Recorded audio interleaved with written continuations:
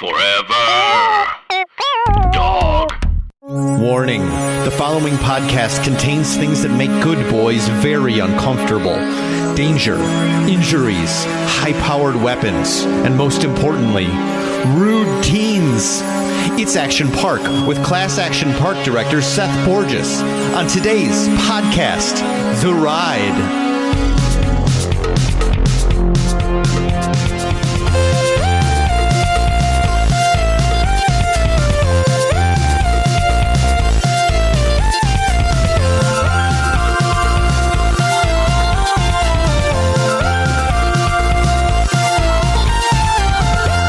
Welcome to Podcast The Ride, a theme park podcast that will not be held legally responsible if listeners die from laughing. I'm Scott Gairdner. I take no responsibility. Mike Carlson does not either. I also don't take responsibility for anything that I do in my life. I'm reckless now. That's a thing that happened from the Europe trip, I think. I didn't mention it, but now I'm mentioning it. Anyway, Jason Sheridan's here too. That up. Oh. I'm here, and I guess we should, mention we like a cruise ship that is docked in like a country that is constantly changing governments. We are incorporated in the country from the terminal that no longer exists anymore, so we cannot be held liable. That's right. That's great. And while we can't remember the name of it, it is legally listed on a legal document. It just says the country from the terminal. If there's any legal beef with us, take it up with our holding company there, Manhattan and Global Absolvings Inc.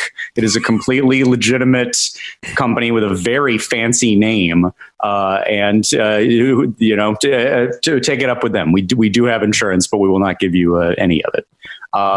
This is all we today are talking about the notorious Action Park, which somehow has eluded us for the years we've been doing this podcast. We're finally there.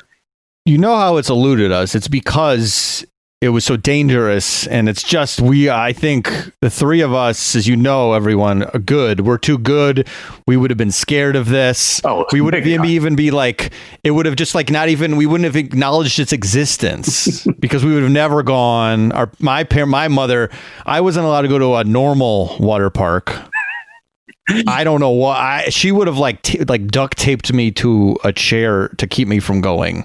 Yeah, if I sensed that a group trip was forming, like, I think there's all the boys choir or something I was in is all going to Action Park, I would have just like, well, do I fake an illness? Do I quit the boy choir before this has to happen? What is my plan to get out of Action Park? Nervous crying into nervous vomiting. That always worked for me. The Jason secret. Yeah. Well, it's a scary topic for us, and so we need somebody to lead us through it. And I think we have just the person, an Action Park expert. He is the co-director and producer of the documentary Class Action Park, now streaming on HBO Max. Seth Porges is with us. Hello, Seth. Hey, it's awesome to be here. Yeah. So happy to have you. Yeah. I don't know. Are you appalled by our point of view, by us, by our good boyism working its way into like that? I think there's no chance that the three of us would have set foot in that. I don't want to speak for Jason, maybe, but I think we would have been very scared of this place. If you can't handle a haunt and you can't handle a launch coaster, the chances of handling an asbestos-laden alpine sled that would leave half of your skin at the top of a ski resort in New Jersey is probably out of the question. Well, now, let's point out we've made progress in these areas, as I've just been through. I am a launch queen, and Mike loves haunts. And I love haunts now. I will say, though, this may be like, if this was still around, this is maybe a decade later where I get there, maybe. Maybe it's like I can feel the progression, but I still don't think it's right. It would be right around the corner. Let's just in case anybody doesn't know this, just real quick, what we're talking about. This was a very dangerous water park. That's probably the best way I can. Probably the most dangerous of all the most dangerous time in New Jersey. I mean, the very basics of it. It was in Vernon, New Jersey. Many lawsuits, some deaths, unfortunately, and it's developed this notoriety. And I feel like, especially, I don't think that I ever heard of this place pre-2015, and somewhere around that point there was a tipping point where suddenly I'm aware of it. It comes up every once in a while. I don't know if it was just like everyone was ready to be nostalgic for it, but suddenly you're seeing articles and videos, and I think things you were involved with, Seth, that mention this place and all the crazy stories and the loop, the crazy looping slide that is sort of the emblematic image leading you at the entrance of the park like a demented Cinderella's castle. The first thing you see when you walk up to the park, the icon of the park, a giant enclosed tube looping water slide that just instantly scrambles your brain because it makes no sense. And when you saw people go down it, they would come out facing a different direction. And that doesn't make any sense, because what happens? How does that happen? It's very strange. Right. It's to be see-through to understand. Yeah, it really feels like, and I was going to say, I'm sure this is not an original thought, but it feels like a 5-year-old made a roller coaster tycoon park. The whole and park. It's like a whole park like that, and like they didn't put any thought into it, and like it's like guests are complaining that they're getting dumped out the side of a inner tube. No thought, but a ton of imagination. So imagine like going there as a 6 or 7-year-old, and you're used to parks where sort of like the laws of common sense and physics like regulate and dictate what rides you can have there. And you go to Action Park, and all of your wildest fantasies, like the things you would see in like Itchy and Scratchy Land in The Simpsons, are like suddenly in front of you. And it messes with your head. It like you feel like anything is possible when you walk up there, and that's like in the air. And so it's not just these crazy slides, it's this general sense of possibility and chaos and violence kind of like conspire to just put people in this mindset where they do things that they would never in the normal world normally do. Well, and watching the footage, like the period footage you have in the documentary, like as someone who like reads and watches this stuff a lot, everything was just a little off. Like, it's like, that's not how water slide. Like, that ski lift is awfully close to that alpine racing thing. Like, there's just little aesthetic things of like, oh, usually like raft rides that 4 people ride in, there is a series of lifeguards going down, and they use hand signals to say, okay, send another one. This one is clear. And that just didn't happen at Next. And if you want to go down like 6 buddies at a time and get like clogged up in the tube, like that would just happen. That's like what life was like there. And everything there, you're right. It's all these slides, you look at it now, and you kind of seen versions of this at like Typhoon Lagoon or in normal water parks. But what made Action Park different was it was earlier. It was one of the first 3 or 4 water parks in the country, modern water parks country. So you had like Schlitterbahn, you had Wet n Wild, you had Disney's River Country, and you had Action Park. First 4 water parks in the country. And so it's just kind of very early in sort of like the evolutionary tree. Like nobody knew what a water park was. So they're trying out all these ideas, many of them not yet perfected. And so they all kind of had issues. And now you look at it and it's like, that's not right. That's just like not right. Yeah. I recall from learning about Schlitterbahn and Wet n Wild how, and I don't remember which is which, but I know like there was a time where there were parks operating for a long time before they figured out, oh, here's a softer material to make the slides out of that don't just tear people's knees apart. And obviously, there's a lot of trouble that is specific to Action Park, but that's interesting context you're giving us, that it was sort of a Wild West of an area in general, the water park. It was a Wild West, and all of those parks, like except for Disney's River Country, clearly, but like Schlitterbahn and Wet n Wild and Action Park were all run by these kind of really big, iconic personalities. And there's this great like Grantland article about this kind of weird frenemy relationship between the Schlitterbahn and the Wet n Wild guy. The Action Park guy was like 10 times like crazier than those guys. And all these rides coming to Action Park, we talk about in the movie, but it was literally just like some random employee has an idea and they build it, or the owner has an idea, or they build it, or they go to like IAAPA, like an industry convention, and instead of like the big display booths where like the real legit manufacturers are, they go to like the little tables in the back where some dude has a doodle and it's like a ball that rolls down a hill, and they decide to build it even though no prototypes had ever been built before. And so you get all these strange rides that were just kind of, thrown at a wall and what's going to work.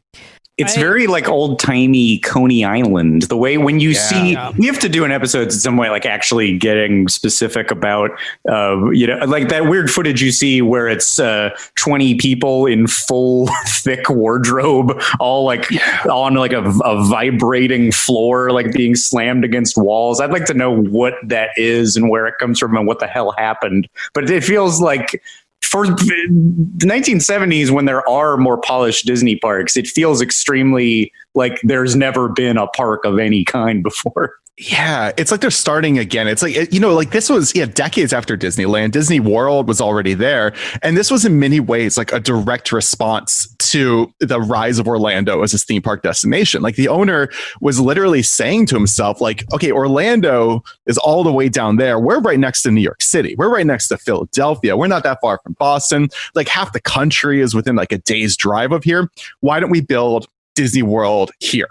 And so they had the ski resort. And of course, a ski resort in New Jersey has like a 3-month long season, like nothing, right? And so he wants something to do within the summer. And so they dreamed of building this 4 seasons resort. It would be a ski resort in the winter and action park in the summer.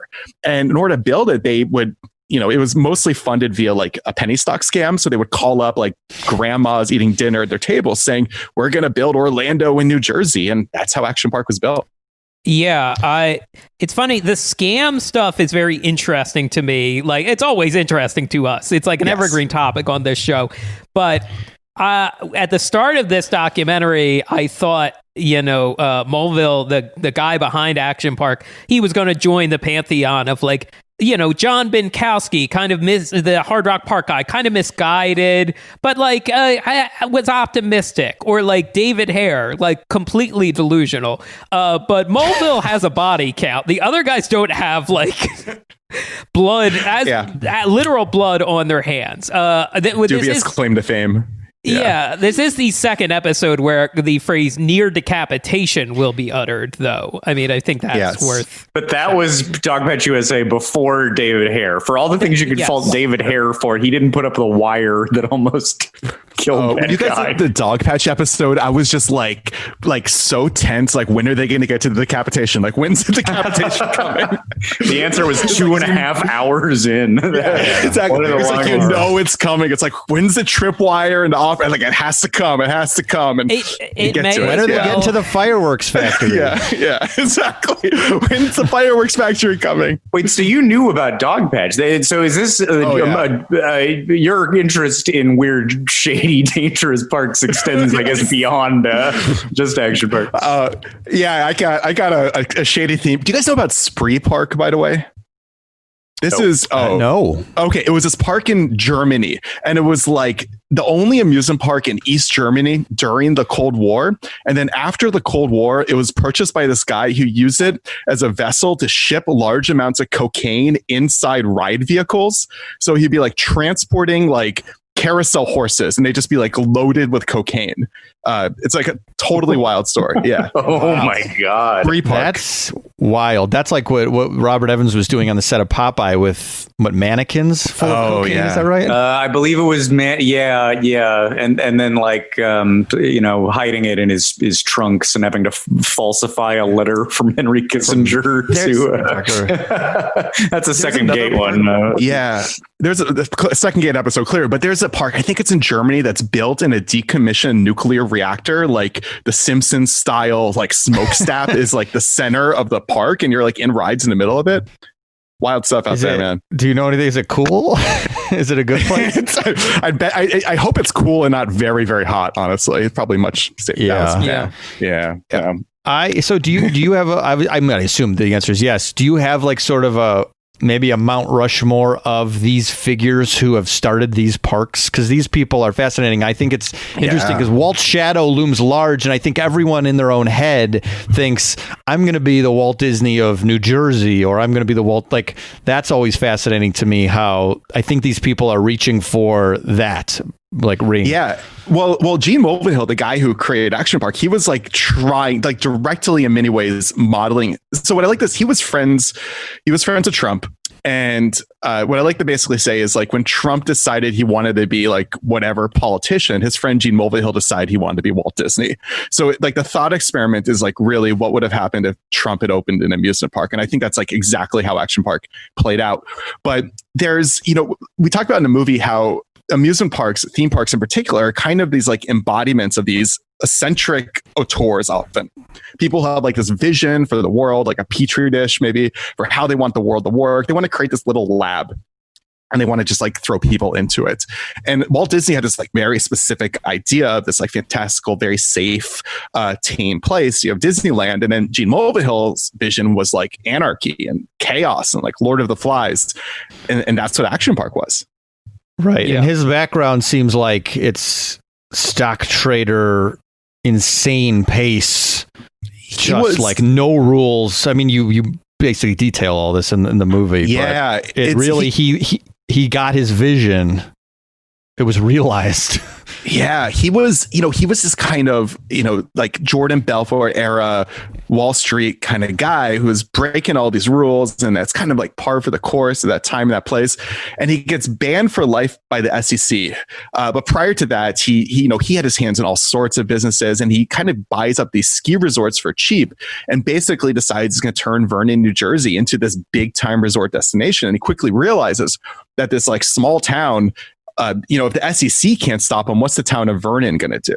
Like this attitude of like, ask for forgiveness, not permission, break every rule in front of you. Like these small towns, even the state of New Jersey was just so helpless. Like the wheels of regulation, the wheels of government move so slow. So if he didn't have insurance one season, maybe he just like conveniently forgot to file paperwork. By the time the state got around to realizing it or saying anything, the season would already be over. And he'd be like, well, what are you going to do? We can't undo that season. And as you mentioned before, like for many years of operation, the park operated with a totally fake insurance company that the owner created based in the Cayman Islands with the amazing name of like London and World Assurance. I think I want to like print T-shirts that say that. Like that's London my and World favorite Assurance. Detail. The insurance company in the Cayman Islands. And the name of it. Stupid word soup name. What the hell does that mean? It reminds me of King Features Syndicate. No, yes. Yeah.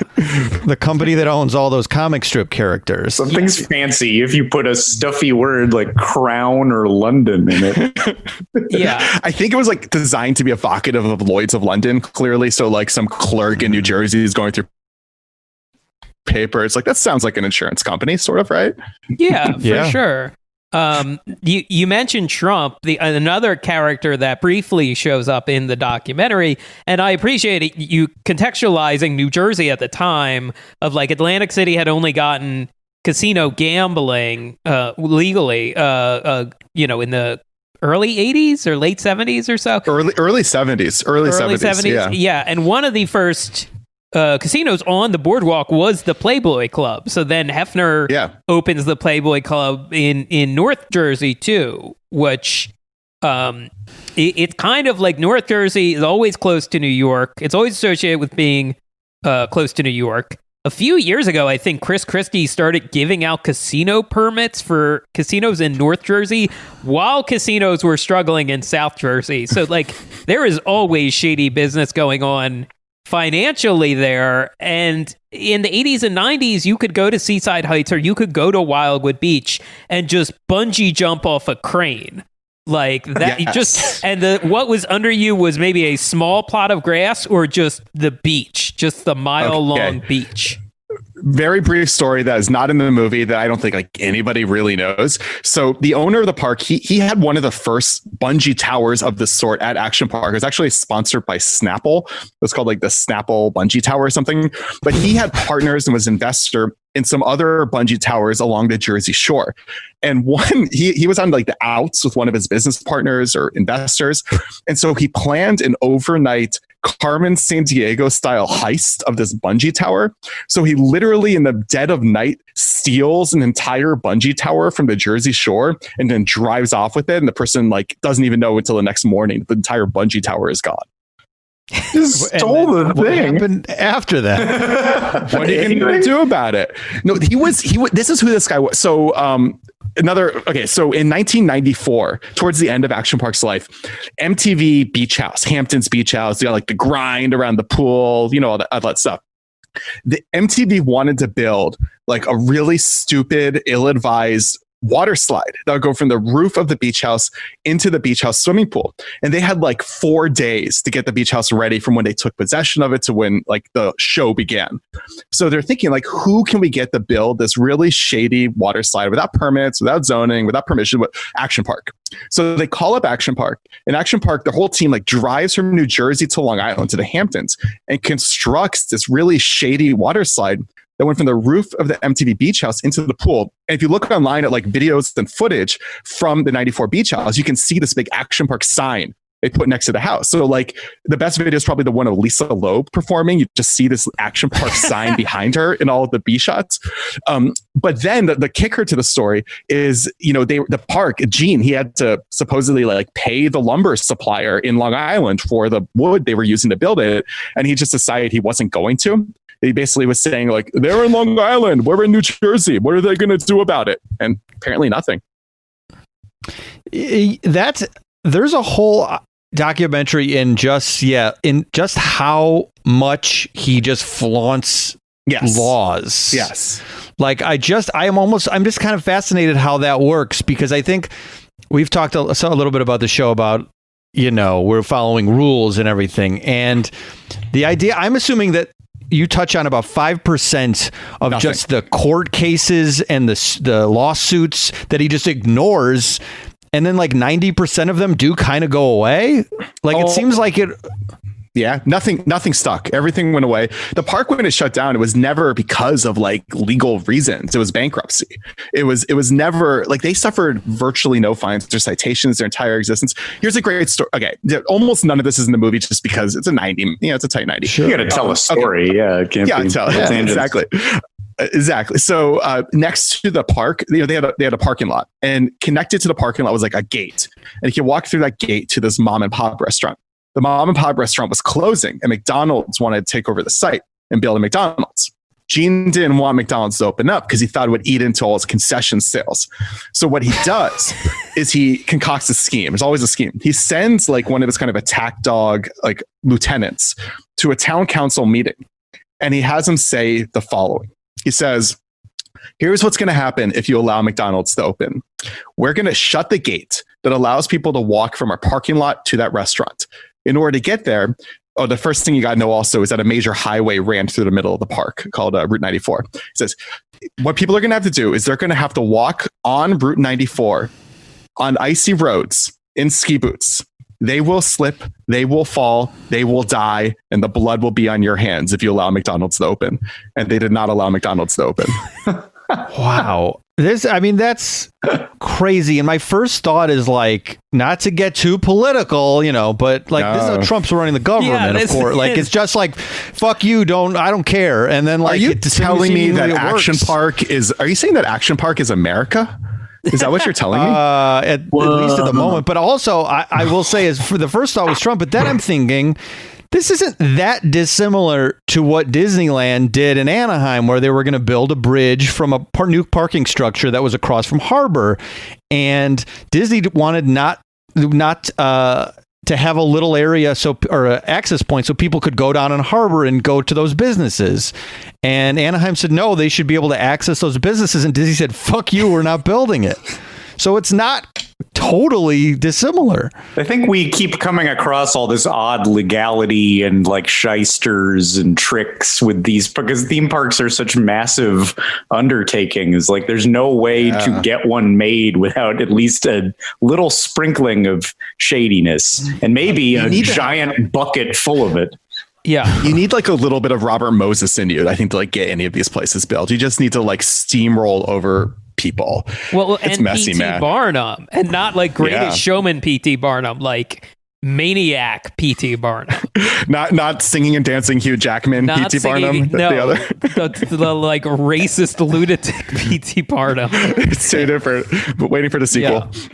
With Gene too, it's like there's a face to all of these stories. But with, for instance, like Disney and Anaheim, there's not like one hulking figure that's like, hey, we want to build a parking garage and you're going to pay for it. And then we're going to collect all the money and not give it to you. Like, there's not one guy making a weird demand like that. It's a corporation, so it doesn't have a face necessarily. But they didn't get away with it. And maybe this is sort of similar to, this is like how the DNC is is facelessly shady, and they don't get away with as much as when it's just some asshole who like wears it, is proud to wear it. Yeah, it's me. I don't know. Come at me. And then nobody does. Right. They're Gene and Trump are very similar. And like, I don't know. Yeah, we'll see if like none of this will stick to me. And it kind of didn't. Yeah, it's basically challenging them. Like, can you imagine like the Anaheim toughs like going to like an Anaheim council meeting and being like, "Hey guys, here's what's going to happen. Here's the deal. This whole thing. We're going to pick up shop." Iger sends like his Beagle Boys to a town council meeting. Well, this is when they hire all those like the social clubs that like roam Main Street. Bust some heads. This is their moment. This is what they've been waiting for. Time to activate them. Yeah, they've all been like lying dormant, sleeper cells, and now the Hell's Angels that are outsourced to police. Like, of course, the famous horrible incident at Altamont. Yeah, and the Rolling Stones. It's the Ultima of Disney. They call the Waltz Gang or whatever they're called, like all these groups that are just busting heads. You know, you don't mess with those guys. They just call it the California Adventure Food and Wine Festival. That is. Yeah, it's wild, but it's interesting. You feel it more when there's a maniac doing it. One maniac. Yeah. What a maniac. I mean, he certainly like holds the piece together and like, boy, hearing his voice is really, you've got a couple little moments of his voice, and it's also very Trumpian in that like, he doesn't like look character. He doesn't like seem sleazy from his appearance, does he? No, extremely. He looks kind of like a sleazebag. What does he like sound like? And then there's one, I only wrote it down, so I couldn't do an impression, but the phrase I wrote down is, we got skin, it's a beautiful asset. Does that sound familiar from your movie? Yeah. Or am I hallucinating? We got skiing. We got all these nice, beautiful places. We're a valuable asset. That's what he said. Oh, it's skiing. I wrote it down like skin, and I was like, what does that mean? I didn't Alpine slide. Skin. That's what I wondered. Is he like harvesting the skin of these people? All right, skiing. Context in our movie. Yeah. You can hear it in his voice, and something about this place I feel like just emanates it. That there's a Defunct Land about Action Park, and Kevin ends it on a clip of like a local news, and it's just the news anchor being so sleazy to the correspondent of bathing. I know the clip. It's just so gross, and it's like, did this guy get in the air fired? Yeah, and it just seems to emanate from Action Park. Yeah, absolutely. We talk in the movie a little bit about some like the hanky panky that was going down at that park. One of my favorite. So you guys ever heard the term? I never heard this. I don't know if this is like just an Action Park thing, but they call it pool scarfing. And that's like when you just like raid the bottom of pools for like jewelry and money and all that kind of stuff. Like that's like how they would make up. Yeah. These employees are paid like $3 an hour, like whatever minimum wage was in the early 80s. And so in order to augment their pay, they would just like, well, first of all, they go pool scarfing, so hunting for gold and money and all that stuff. But more than that, they were basically trained by their superiors on how to steal from cubbies when people were on rides. So that was like part of the job experience. So theft was a huge problem, but it was almost all employees stealing from people while they like put all their stuff in the cubbies while they're on rides. like a New Jersey There. Oliver Twist gang stealing from Cubbies. I can't wait to spend a day in the wave pool, and I'll certainly want all my gold jewelry in my pocket as I do. I wouldn't dream of. Now hold on. If you're in a wave pool in New Jersey, those gold chain, no one is Be mocked without More them. common than Scott thinks that there's a bunch of gold chains at the bottom of a New Jersey. The wave ratio pool. of keeping it gold on. to skin. They're Yeah, the keeping ratio it- of gold to skin. Is Yeah, high. the A-frame undershirt and the gold chain, the gold chain you got as a communion gift stays on in the wave pool. There's aspiring Mr. T's everywhere. They would so they had this thing, like you go to Disney World and like the people take photos of you by the castle and they try to get you the photo. So they would do that at Action Park where they take pictures of like you with basically these like girls dressed like mermaids. They were all about just ripping off IP. So it was like right after Little Mermaid came out, they would hire all these people dressed in like mermaid outfits and you did your photo taken and they try to sell you the photo. But even if you didn't buy the photo, they would still develop the photo because that's, it wasn't digital or anything back then. So all the photos that went unsold, the employees would take the ones with the most, just a visually large guest, and they put them onto a wall that they labeled the Wailing Wall. So they just built this monument to, it was just such a that's what this place was, man. It was just a lot of respect going around. Sleaziness. I found an article saying how, or this is just a quote from, this might be Sports Illustrated. When Gene discovered that the force of hitting the water at the bottom of Surf Hill could tear off bathing suits, he took immediate action by building a grandstand so spectators could watch this teenage burlesque show. No. It was Gene's first stop every morning was Surf Hill, I was told. So he personally would do the rounds and wind up there. They built an observation deck. You can sort of see that in like the Headbangers Ball clips we use in the movie, where it's just like a crowd of people overlooking it. But that ride kind of looks a little innocuous. It's like a big slip and slide on a mountain. You go down this like mat. The original design for that ride, original concept was you're going to jump off of a cliff and that mat was going to catch you and then you just kind of coast the way down. That was abandoned because they couldn't find anywhere like appropriate to build it. But the employees, everything about this park, like every ride, the employees would, like the teenage employees would personally plus up in some really strange and erratic way. So this one, they would lift up the mat and they would place other mats or trash cans or just any like large bulbous object they could find under the mat in order to build a jump.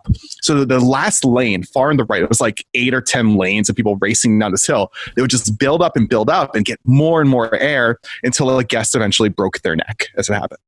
Like everything at Action Park, it was like the employees found a way to plus it up, which is weird and creative.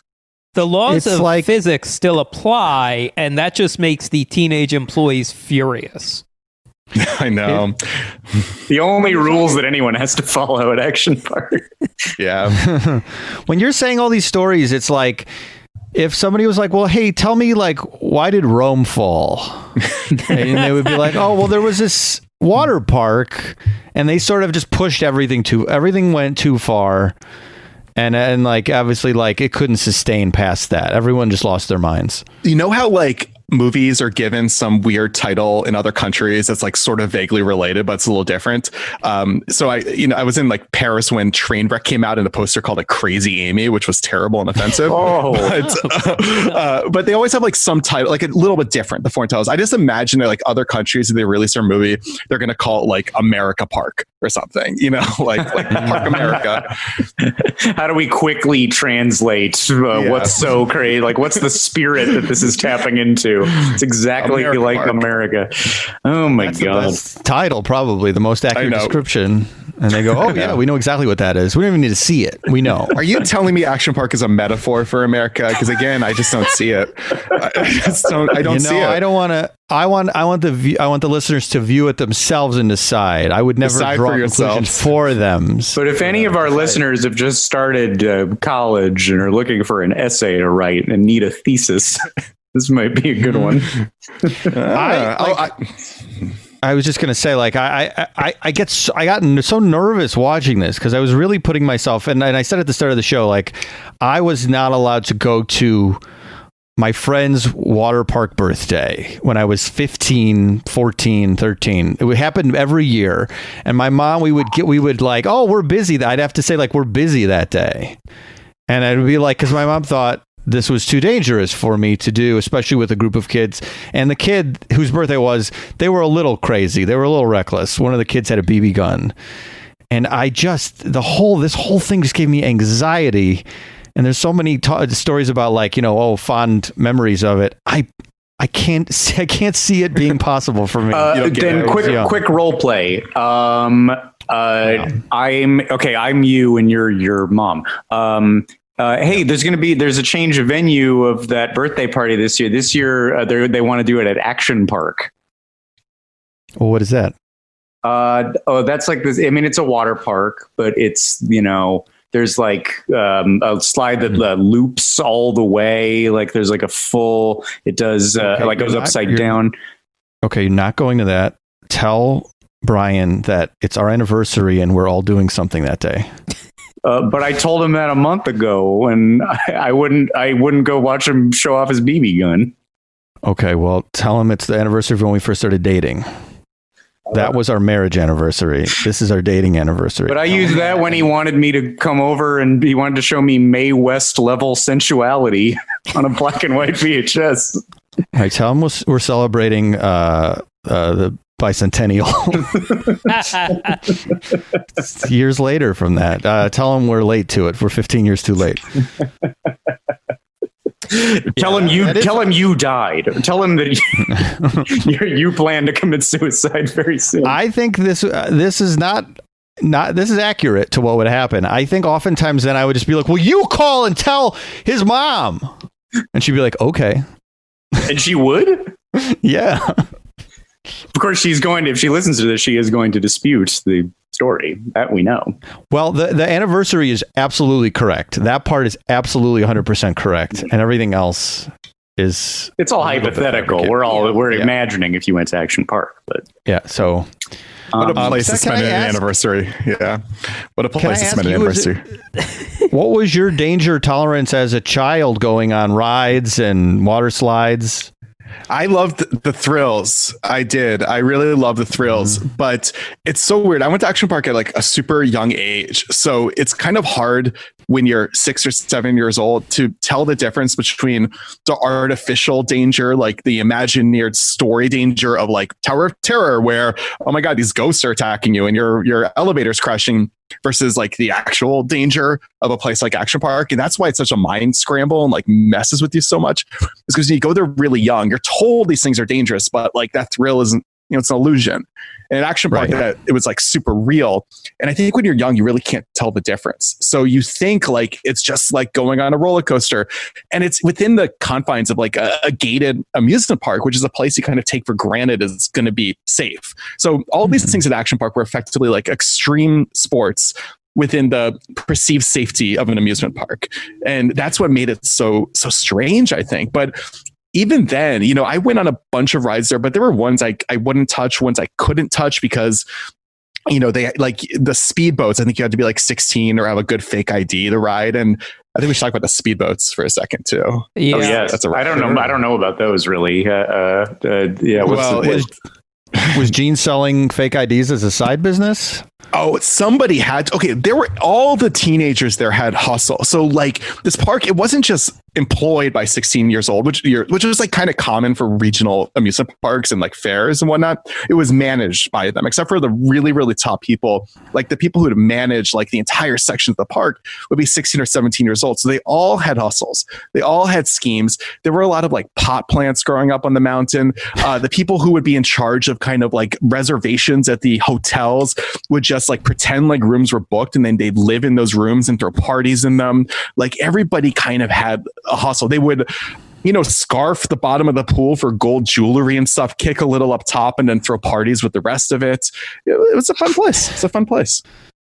Wow, I am interested to know whatever. Did everyone basically you talked to have like, well, I was also stealing like big canisters of soda and I was selling them to a local restaurant for profit. Yeah. Well, there was some of the scams were like, okay, so they had daily wristbands and they'd be different colors depending on what day. So like Monday it'd be orange, like Tuesday green kind of thing. So if you collected and people just like tear off their wristbands and throw them in the parking lot. So you could really easily just collect all of these colored wristbands. So not even employees, just like local kids would just scour the parking lot for used wristbands and then sell them to their friends. It was also really easy to sneak into the back of the park because it's like kind of a wooded, it's not like there's no gate around, there's no berm, it's not like Disneyland or something like that. There's no berm at Action Park. So one day this dude escaped from a jail near Vernon. And he was hiding out in one of the condos that was like abutting the ski resort and Action Park. And this, I think, tells you so much about Action Park and this idea that like rules and laws just don't apply here. He thought he was bored while he was hiding out as a fugitive from the law. So he decided to sneak into the back of Action Park, thinking that like the laws of God and man just like don't apply here or something like that. And he was eventually busted while waiting in line for the Colorado River ride. So did he not get to go on anything? He was just standing around on a couple of rides. Yeah, got to fit a few in. Yeah. Oh my god. One of the things that sorry, go ahead. I was going to say no. One of the things I think that Action Park probably had going for it is like, I think people think of New Jersey and they think the opening credits of The Sopranos, like the smokestacks of Newark. But in the spring and summer, they call it the Garden State for a reason. It's very lush, very green. And in a lot of the footage, that does add some, to me, it added like, okay, the woods look kind of nice. That stream looks kind of nice. But like, I mean, there are water parks in the Northeast that don't have, like the one in my hometown was just 2 tube slides and a swimming pool. And on one side was I-95 and was on the other side was the smaller local highway that merged onto I-95. So it was practically on a highway island. And you knew, even as a kid, I knew like, I don't want to go there. But I think if I saw Action Park from a distance, I would be like, oh, okay, yeah, this looks nice, kind of nice. Vernon is this incredibly bucolic, gorgeous, very lush area. It's, it's 45 miles from New York City, but really like it was a cow town, just like farms and whatnot. Yeah. And then everything started to change in the 70s when Hugh Hefner built the Playboy Club. And he wanted to basically turn Vernon into the next Atlantic City. That never happened. Gambling never actually came up there. And the Playboy Club slowly kind of fell into various states of disrepair. In many ways, the Playboy Club might be a metaphor for something. I'm not sure what. But what could it be? I don't know. But then Action Park, the same deal. It was like, we're going to take this area that has this beautiful natural surroundings, what is a day trip from New York City, and just kind of exploit that. So you have this like natural resources and then just like New Jersey personalities and politics kind of moving in on it is really what made Action Park what it was. There really is a facade of this is a nice, cool place to go. I mean, you're right, Jason, the seeming natural beauty of it. And then that logo rules, that rainbow color. It's so simple, but pretty instantly iconic. So you're watching those ads and it's got jingles that are akin to any theme park jingle we like, or the We've Got It All at Woodfield. It's very like, it fits right along any of there's nothing in the ads that tell you this is a shady land of chaos. It's not the what was that like old SNL like super like the bouncy ball the hell they ads like super Super Fun Ball? Super Fun Ball. It's not like Super Fun Ball with like 100 disclaimers at the end. Or Happy Fun Ball? It's like Happy Fun Ball, yes. Happy Fun Ball. Yeah. It's not, sing the song, but it's not like that where it's like, come to Action Park and then like 3 minutes of fast talking disclaimers, which is probably what it should have been. No, but and maybe another theme park tour might have, like some entity might have said, you got to put a bunch of disclaimers in there, but Gene's not going to do that. it would have made it more popular. I mean, the whole appeal of Action Park and why I am fascinated with the topic is that the danger was no secret. Like, it was in the newspaper. It was like everybody knew. When you go to the park in real time, you're hearing people talk about like, oh yeah, some kid got stuck there. Some kid died there. You're just like, people are calling it to your face. Like, welcome to Accident Park. Welcome to Traction Park. Like, it's in the air. And instead of scaring people away, that's what drew them in.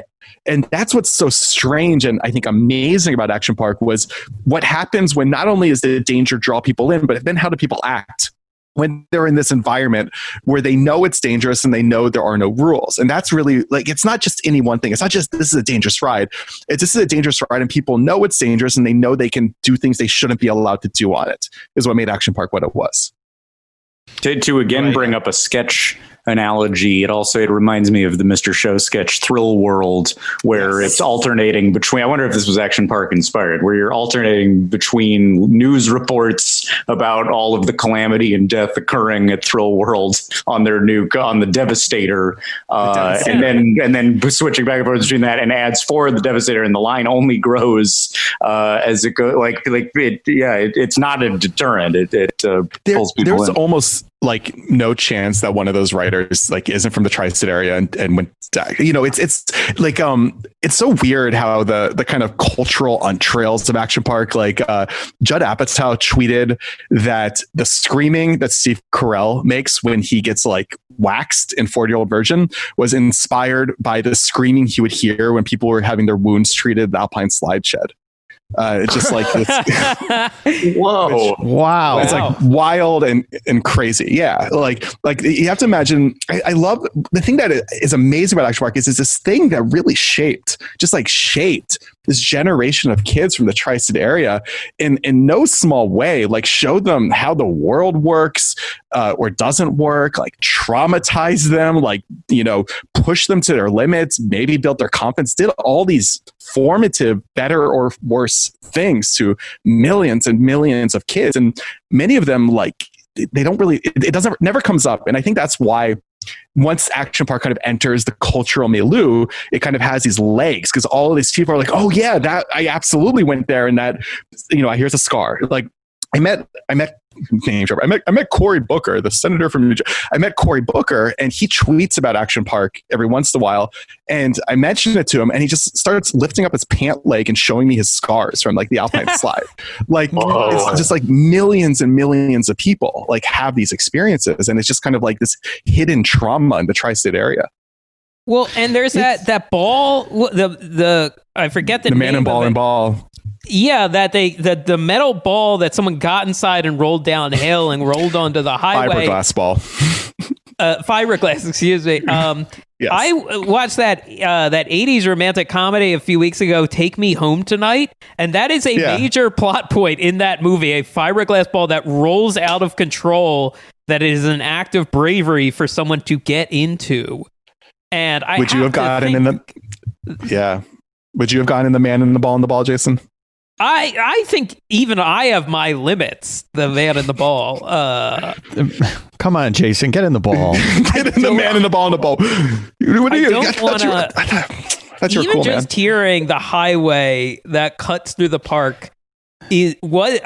Even just hearing people talk about 94, like not 95, the major road you always hear about.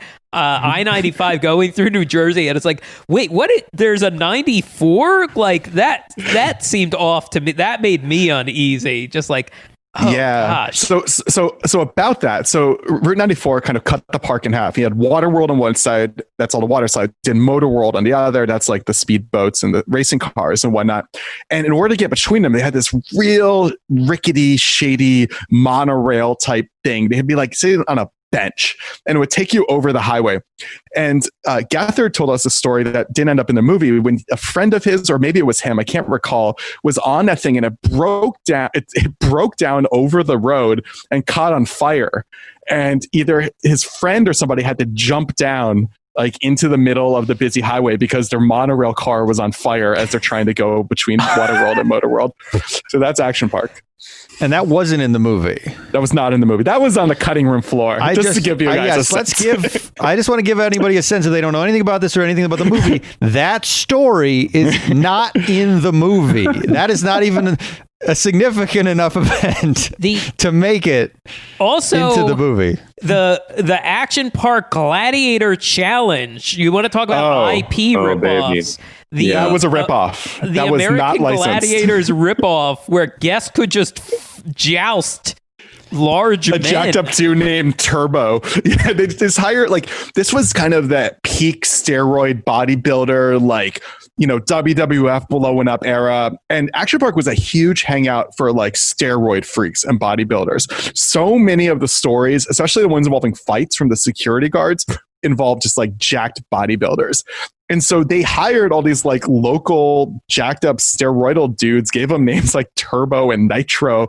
And then you as a patron at the park could just joust them and fight them. And they got legal action was pushed against them from the actual American Gladiators for just like the straight IP ripoff for that.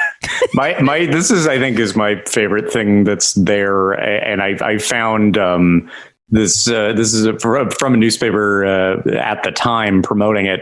The idea is a spin-off of television's American Gladiators, though there is no connection with the popular show.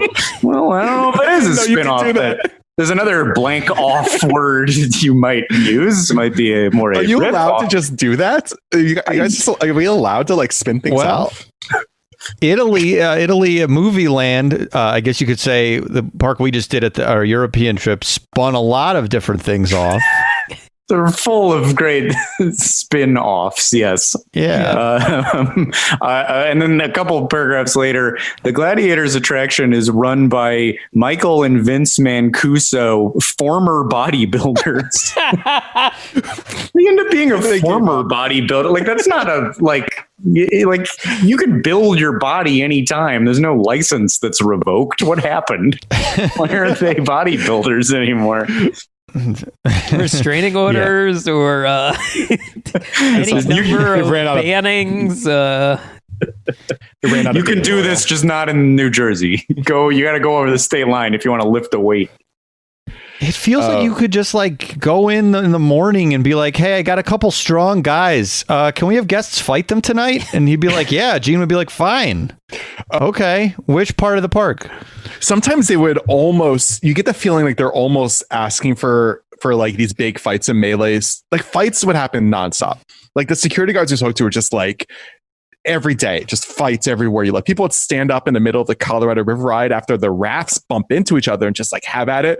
But one of the biggest fights occurred. So a brief period, like in the early days of paintball, Action Park got some paintball guns and thought this would be a good attraction.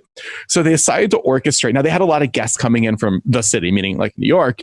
And so they decided to orchestrate is either Queens versus Brooklyn or Queens versus Bronx paintball match. So anybody coming in from Queens is on one team. Anybody coming in from like Bronx or Brooklyn is on another team. And it was just like minutes before the pistol whipping started and the fights. And like, it just became this like all out like fight, like blood everywhere kind of thing. And was this like published, like, was this in the paper the next day or is this just sort of a story people told? It was, yeah, this kind of stuff happened. I mean, it got reported. It was widely reported. You know, we spoke to in the movie, a former Vernon newspaper editor who was, you know, she dared report honestly about the park and kind of suffered the consequences, which you kind of go into in the movie. Right. Here's another good story about Gene. I think it sort of builds off of one in the movie. We very briefly have a security guard tell us that he had heard that Gene kept a MAC-10 machine gun in his desk. The full story is that he actually broke into Gene's office in order to look for this gun with the idea that he would like shoot some cans and play around with it and have a good time with this machine gun. The idea being that if Gene saw the gun had been taken or was missing, he wouldn't report it because it's an illegal gun. What can he do about it? Well, when he got to the office, the gun was not there. And I only found out a couple weeks ago, speaking to another former employee, why the gun was not there.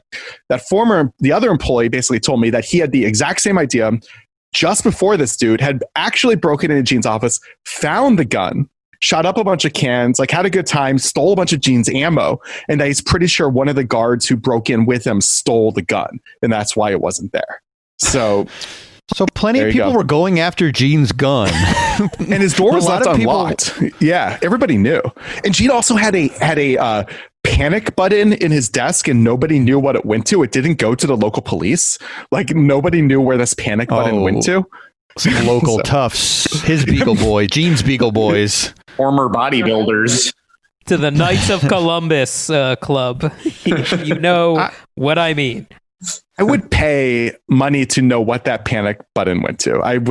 That's like a mystery that I'm going to dedicate a couple years to solving, I think. I'm sure people, psychologists or something have done this. And I'm fascinated by, in general, human beings' behavior, because there has to be some cognitive dissonance when you hear like, oh, there was a giant fight, or there was a man firing a machine gun off at Action Park last night, and then you go, oh, I would like to go. I'd like to go. Is it because I think in your head you go like, oh, nothing's going to happen to me, like it's going to be fine. And I'm fascinated by, you could probably apply this to COVID, you can apply this to a range of different topics, but I am fascinated that all these stories made this more popular. Yes, that's crazy to me, because I've never been like that. But I think now especially you would hear all these stories, and this could never exist now. The uproar, the articles.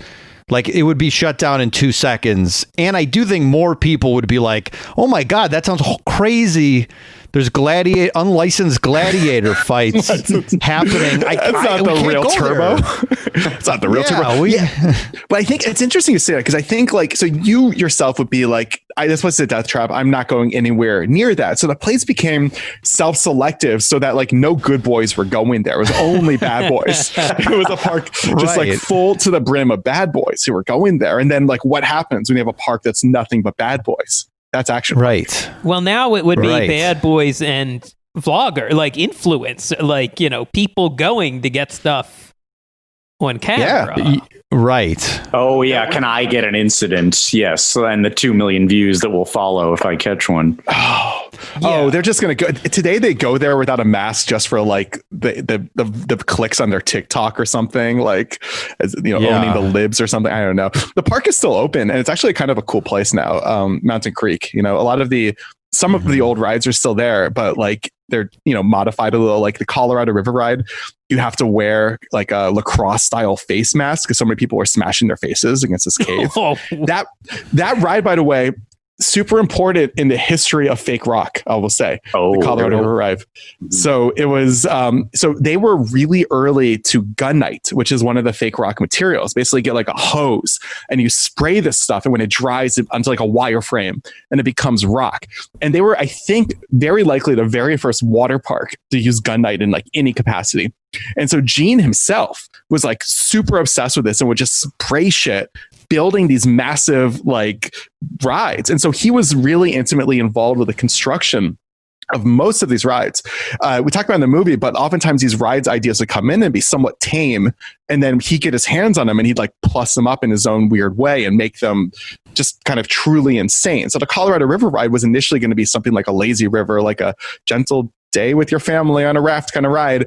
And he wanted it during construction to be plussed up into a class 4 rapid simulation like the real Colorado River. And he didn't want any lifeguards on the ride because he said the real Colorado River doesn't have lifeguards, which I love. And so that was, so these rides, that and Roaring Springs, it was just this massive area. So that whole area was called, I think the whole area is called Roaring Springs, but it was built in like 1984, and it was just like this gigantic gunite installation that kind of trying to create this like old-timey mountain rocky swimming hole feel. Super important in the history of fake rock. Because maybe up until that point, water slides were just industrial looking tubes. And the idea, like what makes Typhoon Lagoon special or any other well-themed water park is some environment. And maybe it was, I guess with it emulating the real Colorado River, it is maybe the first themed water slide potentially. Well, or not slide, but whatever it is, water attraction. Yeah. Other than River Country, which opened, I think, 72, the first water parks, I mean, like Wet and Wild was, and most water parks are like a couple of towers in the middle of a parking lot. They're just like, we're going to build some slides, and you're not really immersed in this environment anyway. What made Action Park kind of interesting from an environmental perspective was it was built on the side of a mountain, and a wooded mountain at that. So it felt very natural and very like serene, but it would also use the slope of the mountain for the slides. So instead of modeling like maybe here's what the exact angle of this ride should be for maximum effect and like safety, it would literally be just whatever the slope of the mountain is, that's what we're going to use. And that's how like most of the park was built.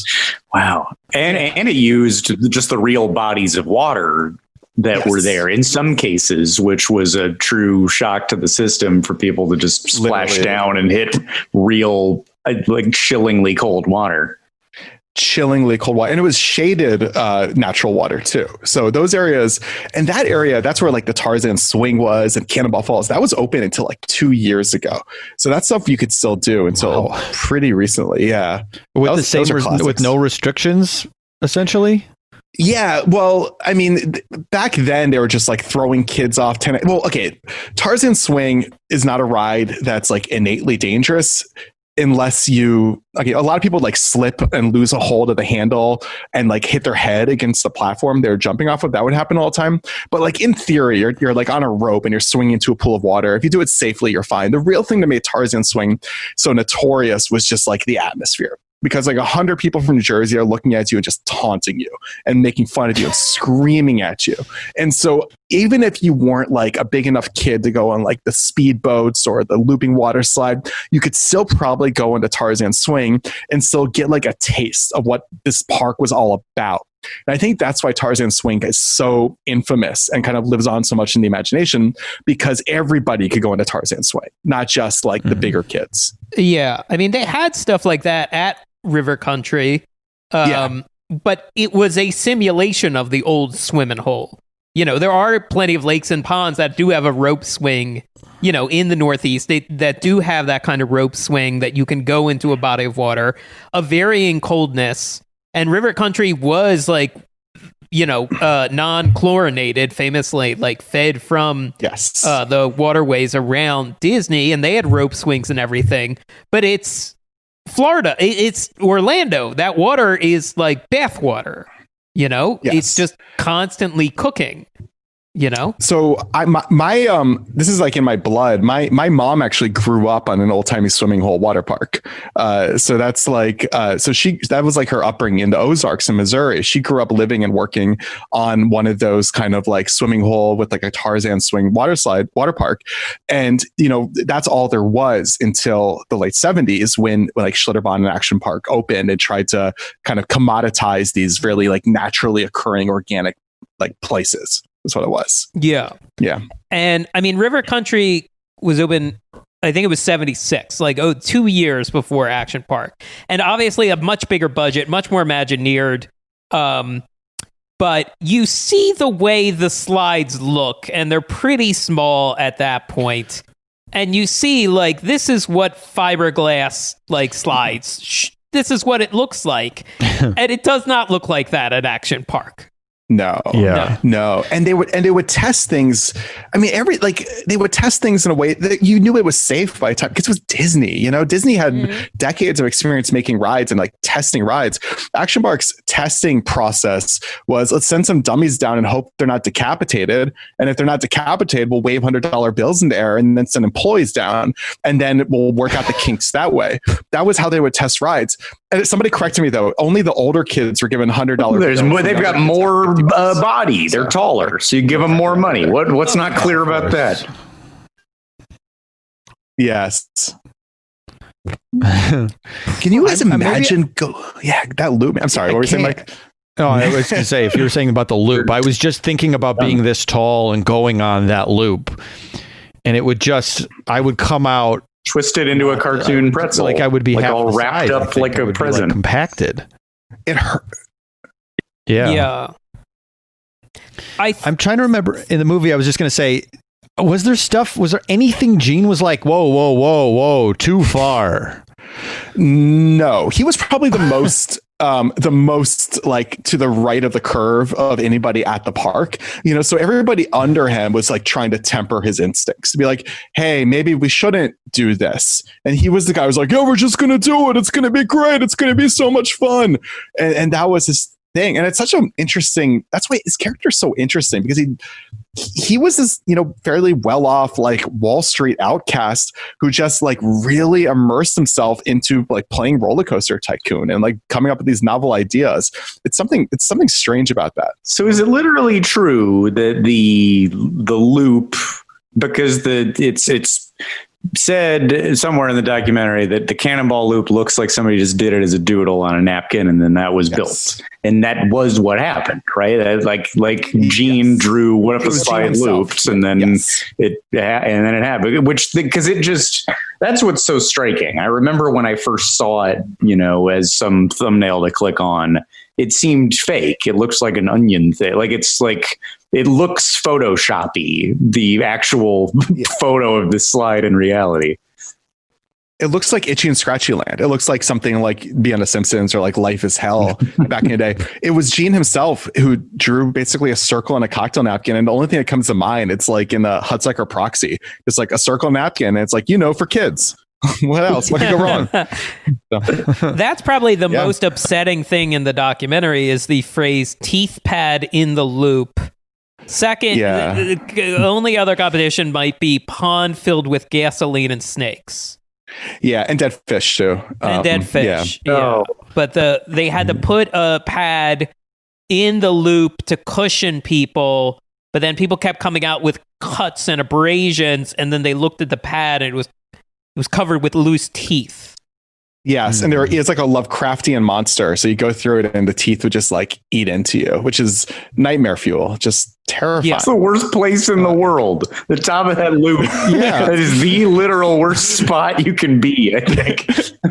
Scientists have studied it for years trying to understand this little spot. Didn't exist until 1978. And being an employee there, like the stuff you would have to do. So the Alpine Slide, which it's widely thought to be like a concrete or cement track, but it's actually mostly made of asbestos, was just like a luge track built into the side of a mountain.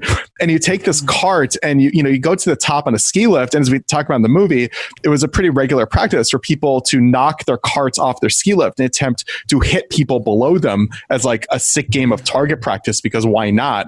But you make it to the top, and you'd be greeted with like warning signs and photos showing you wounds and like gory, bloody bodies, like saying like, keep your hands inside the track. Like, this is serious. Well, in the movie, we show like a quick shot of a newspaper article about this girl who got her finger cut off because she, I guess, didn't keep her hands inside the track. The girl who lost her finger wrote me after the movie came out, thrilled because she's like, nobody believes me that I lost this on a ride. I can't find any documentation.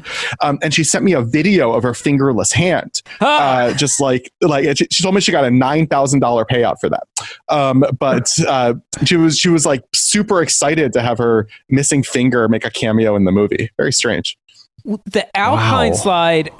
We can put that into Twitter afterwards, by the way, if you guys want to. The video of the finger video?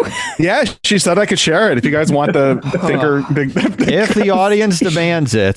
Yeah, if the audience demands. We're going to blur it, I think. Cool. We're going to blur it and put a bar on it. We're too scared. You're scared. I want to mention Action Point, the Johnny Knoxville movie inspired by Action Park. So they kind of replicated the Alpine Slide in that movie.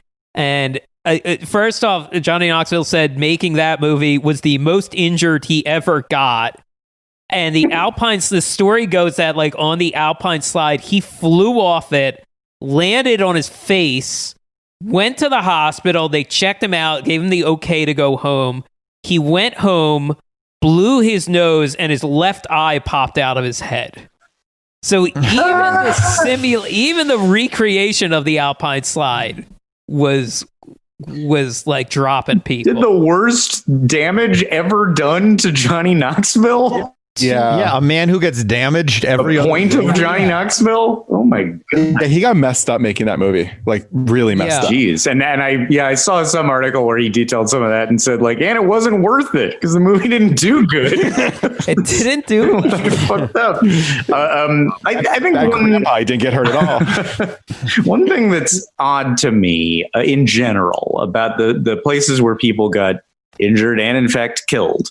Action Park did not invent the alpine slide, like there's an alpine slide in Big Bear that I've done a couple times, and I'm a pussy, and I did it, and so if that tells you, like, and I had fun. I wasn't even, you could tell how if you just throttled it the whole time and were a little, play it a little fast and loose with it, it could be dangerous. And I was probably on the brake a lot, but like it in and of itself isn't this crazy idea. It's just like the way they did it in the negligent way, which similar to, I was just gonna say this, the same thing about wave pools. There's plenty of wave pools in the world, but there's only one that kept like drowning people. Yeah. So compared to this, you probably at some point in your life have had an automobile. That automobile in itself is not dangerous, but if you remove the brakes, got drunk, and tried to smash into the person ahead of you, it would be a very dangerous vehicle. Sure. And that's kind of what the Action Park Alpine Slide was. That's a very good way to break it down. Yeah. And I know you also explain how you had to like know all the curves. You had to like know it as if you'd done 100 runs before you could do. I just one. imagine that scene in Cool Runnings where he's like in the bathtub memorizing and studying like all the twists and curves he's got to do. It literally is there are 3 tracks, and one of them was the expert track, they called it, and that was extreme, man. That was the one where people just constantly just being flown off of that. Like you have to be crazy to go on that thing, and that was one where if you went at full speed, you were going to fly off. You just were going to fly off. And this gets really dicey because part of the duties of the employees was when it rained. I think it was super dangerous when it rained. So it was your job if you were an employee. They didn't want to wait toward like the dry naturally. That's like downtime, So if you're an employee, it'd be your job to dry it off by taking an alpine slide cart down the wet alpine slide with towels dragging behind it, sopping up rain. No. And you weren't supposed to brake while you were doing this because for some reason or another, the act of braking was like super dangerous on the wet surface. So you had to go down it without using a brake with towels behind you. And I spoke to somebody who was doing this when the person behind them, their thing got messed up, or what it was they couldn't resist the urge to brake because every fiber of your body is telling you to brake when you do that. So they braked, and the person behind them ran over them, just like over them on the alpine slide because they're sending like 4 kids at a time down with towels, sopping up a wet alpine slide. So, jeez, Seth, when you go on like the Matterhorn at Disneyland, do you just like yawn? Or are you just like, because you went to this place as a child, like it reset your whole danger level? I mean, yeah, right. Like Matterhorn. Come on, guys. That Yeti's not even real, Jeez. So. Right. Like there would have been a real, like there would have been a real animal at Action Park that was stuck inside of the ride that would claw at you. Dude, that would be one of you guys is from Jersey. Jason, you're from Jersey? Yeah. Well, I from outside of Philadelphia, but spent a lot of time in Jersey. Yeah. Do you know about that like drive-through safari attraction built around this time in Jersey that they like had lions and stuff, but they abandoned it, and then like the lions and like tigers took over this place? Do you know about this thing? It's hard to say if I know about it because I think there's more than one. I mean, Six Flags. I did the Great Adventure. My family would do you drive your minivan through the safari and don't put the windows down and also take the antenna off because the monkeys might take it if you don't. Yeah. That was like a Jersey thing, drive through safaris. Yeah. That was like a big Jersey thing. And in recent years, they had a big Six Flags, they had an official driver off-road vehicle that would take you through this park. In times of COVID, they reopened it for the park's not open yet, but you can drive through the safari again. So I don't know what safety measures they've taken, but it might be on the rise again as drive-through entertainment catches on. Yeah, in the early days of Action Park, when they were still figuring out what it was going to be, the Alpine Slide was the first ride. They had, before it was like any water slides or they had like a roller skating rink, and I think they actually had a petting zoo, and they had like lions and stuff. So they were definitely like, they weren't going to put a robot Yeti in. They were going to everything was going to be real there. Everything was going to be real. Gene was looking for a real Yeti. He went out on an expedition.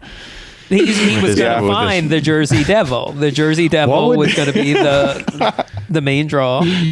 Gene would have gone around Disneyland and been like, gone on Mr. Toad and been like, remove this track. Let him drive the real car.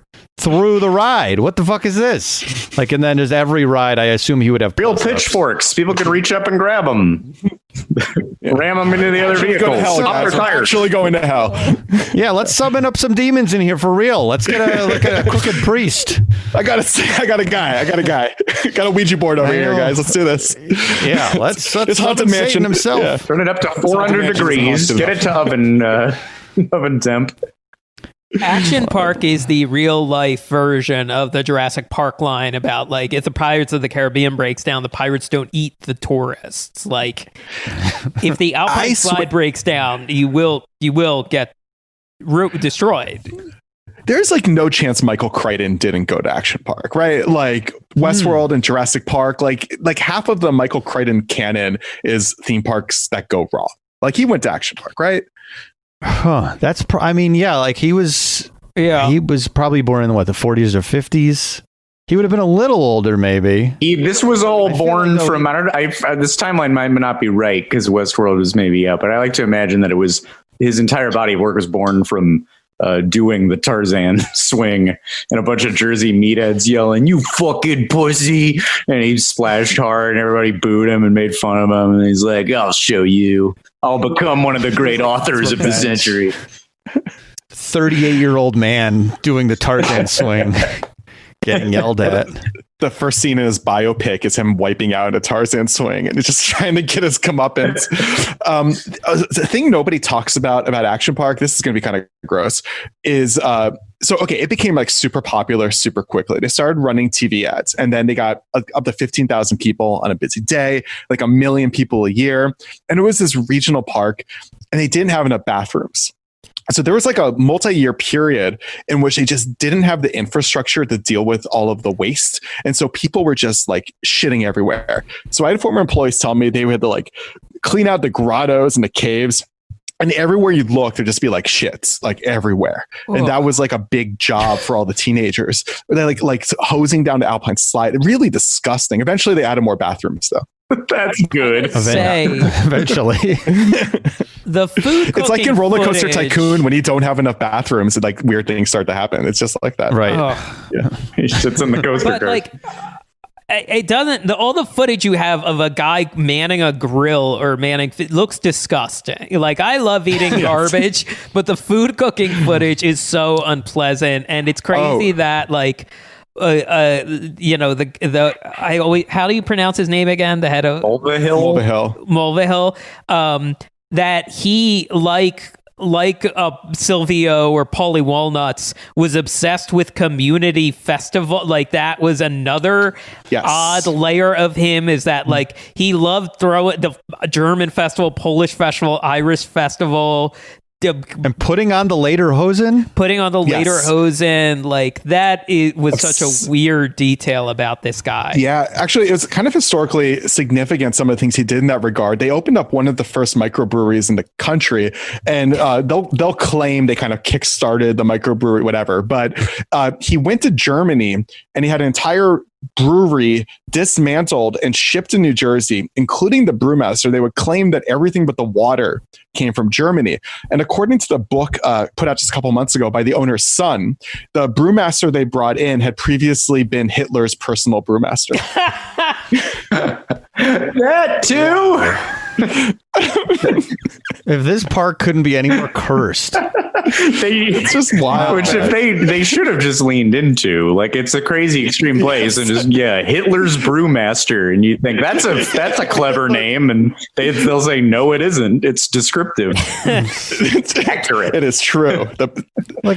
How old was Hitler's brewmaster? He was like an old dude when he came in. Everybody's like he was like a pretty old guy by that point. So he's got to make some like that. Those beers can't they can't like sting and bubble too much because it'll like nip at that stash.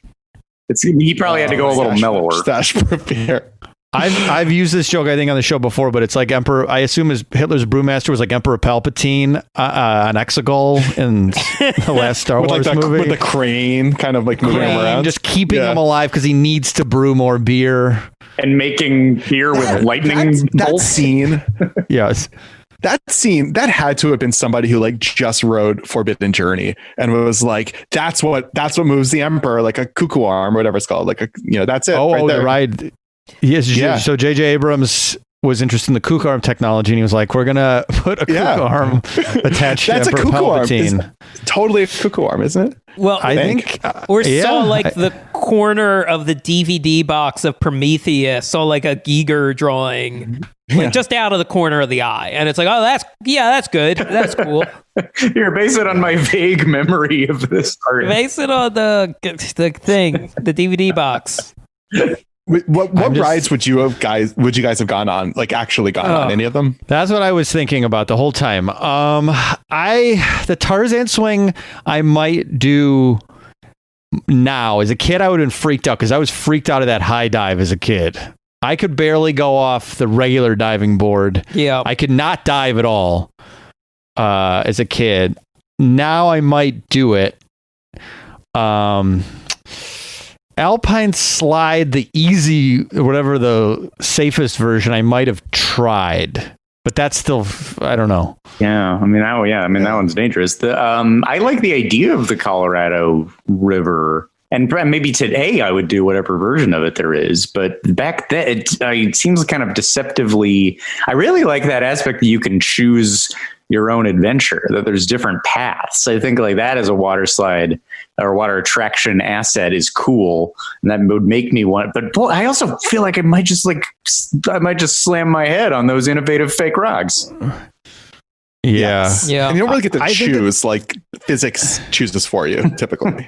The Tarzan one, I think, now, look, as a needy ass performer, I think I would enjoy the being on the stage of the Tarzan Swing. Hot dog. I would enjoy the audience. I'm not saying I would do something impressive, but I would maybe enjoy like yelling at people. And maybe I wouldn't even go off. Maybe I just go up there and taunt everybody and then get them to all boo me. Because I also like wrestling so much, I would feel like that's a good. You would have been a heel. Move. You would have been the heel turn. Yeah. The Tarzan Swing. You would have had your persona. Like, oh, it's that guy again. Yes. The guy who just stands there and holds up the line. Right. And making fun of people out there. And then I'm like ready to go. I pretend I'm going to do it. And then I turn around and then everyone boos me and I relish. Yeah. And then when you go to the Gladiator experience, everybody's excited that Turbo gets to whoop you because it's like, oh, they got that guy, that wimp from earlier. I get my. Yeah, I remember him. He held up the line. I don't think I would. You know what seems maybe safe-ish? Correct? You might know more than me, Seth. But for the person playing, more than the employee, the battle tanks sort of seem like fun. I would love to do that. But is there a way that I'm forgetting that it would hurt me? No. Well, unless sometimes the grates that like would close that would keep the balls from hitting you in the face wouldn't close and people would get pelted in the face. Oh. We did a drive-in screening of the movie in Brooklyn like a couple of weeks ago, right before it was released. And we had a dude bring us a bunch of vintage Action Park ride vehicles, including a battle tank. So I got to like get inside of one. And that was like, I could feel the ghost, man. That was it for me. That was it. Getting inside that tank. Pretty cool. I was like, I'm home. Would you?